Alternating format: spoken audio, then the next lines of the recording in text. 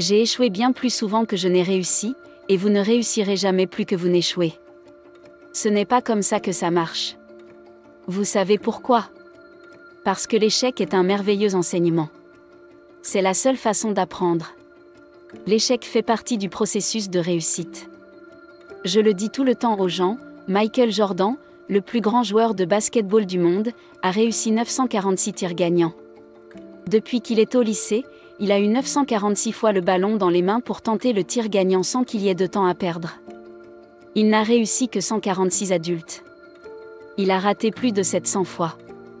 Mais il a réussi 146 fois. J'ai probablement participé à plus de 200 réunions de présentation, pour présenter des idées, et sur ces 200 réunions, ils en ont eu 5.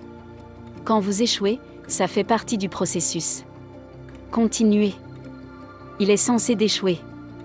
Si tu connais quelqu'un qui te dit qu'il réussit tout le temps, alors est impossible, car vous devez échouer plusieurs au moins dans la vie avant d'atteindre des objectifs.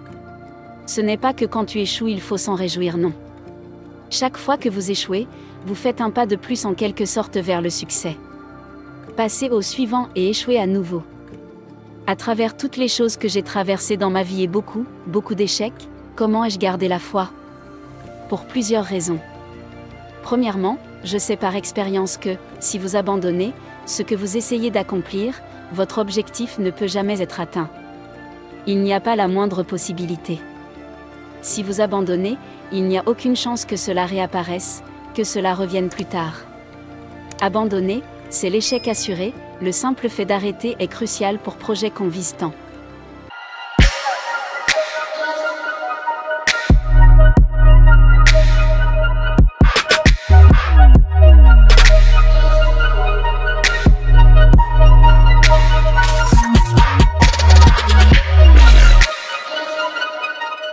Ensuite, en deuxième lieu, vous devez vous assurer que vos rêves, vos aspirations et vos objectifs sont si grands qu'il n'est pas possible de ne pas les réaliser.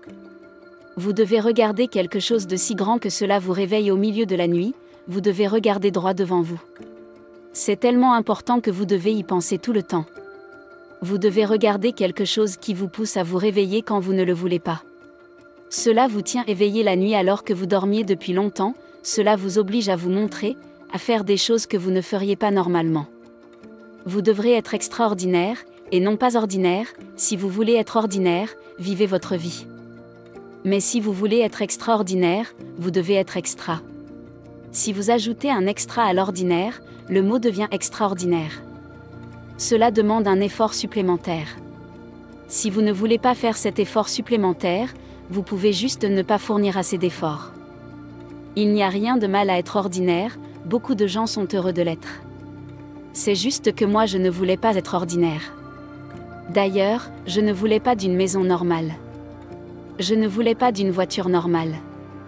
Je ne voulais pas de vêtements normaux. Je ne voulais pas d'un compte courant normal. Je n'en voulais tout simplement pas. Je voulais une maison exceptionnelle. Je voulais avoir un compte en banque exceptionnel. Je voulais voyager dans un endroit exceptionnel. Maintenant, si vous ne voulez pas, c'est très bien. Vous pouvez être très heureux comme vous l'êtes maintenant. Mais si quelque chose brûle en vous, vous devez y faire face. Si vous ne le faites pas, vous serez déçu. Il n'y a rien de mal à ce que la discipline détermine votre destin, pas votre désir. J'ai la foi mais sans les œuvres, c'est mort. Laissez-moi vous dire que pour être un travailleur acharné, il faut être discipliné.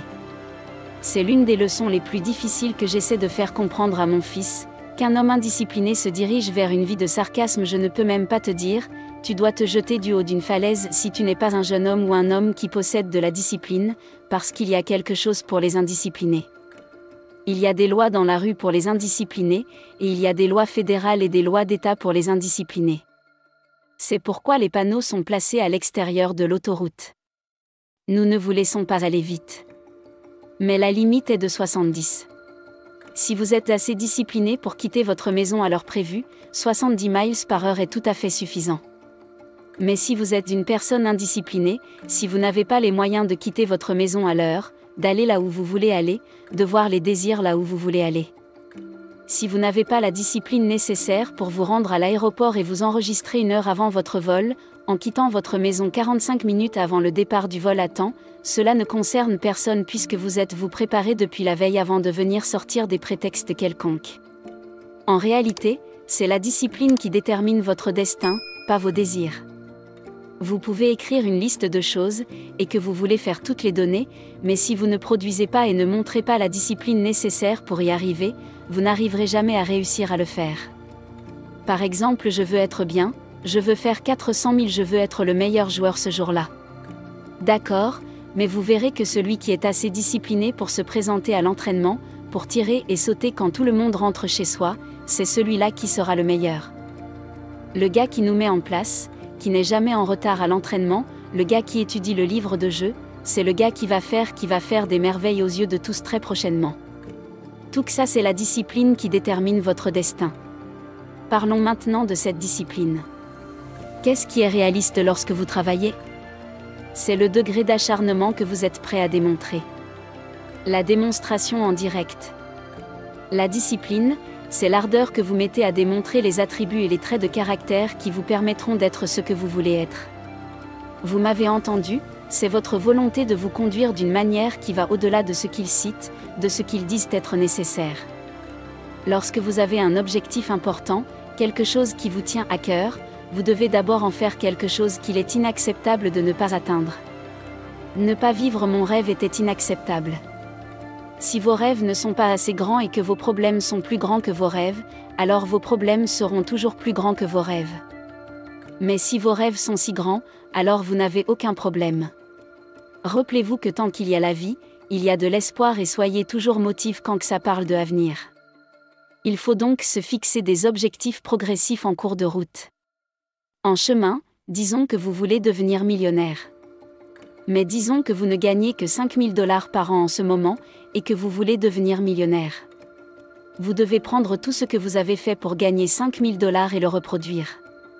Vous pouvez donc en gagner 10, mais lorsque vous en gagnez 10, c'est la petite fête de Bill, et lorsque vous en gagnez 20, c'est une autre petite fête. Ne restez pas frustré parce que vous n'avez pas atteint le million, car il faudra beaucoup de temps pour gagner 1 million de $ vu qu'à chaque fois que vous gagnez un peu plus vous mettez dans la fête. Cette somme ne se fructifiera jamais au grand jamais. Mais disons que vous gagnez 250 000 $, c'est une autre célébration que vous devriez faire. Il faudrait donc que vous mettez de la discipline dans ce que vous faites afin de vite atteindre le million. Alors là après vous pouvez vous permettre de profiter de votre part de petits voyages, achats et autres restes. Il faut donc franchir des étapes monumentales tout au long du chemin. Et il faut se fixer des objectifs réalisables, petit à petit, tout en essayant d'atteindre l'impossible. On espère que vous avez aimé la vidéo. N'oubliez pas d'activer la cloche de notification pour ne rien rater. Pour ceux qui viennent d'arriver, pensez à vous abonner. À très vite.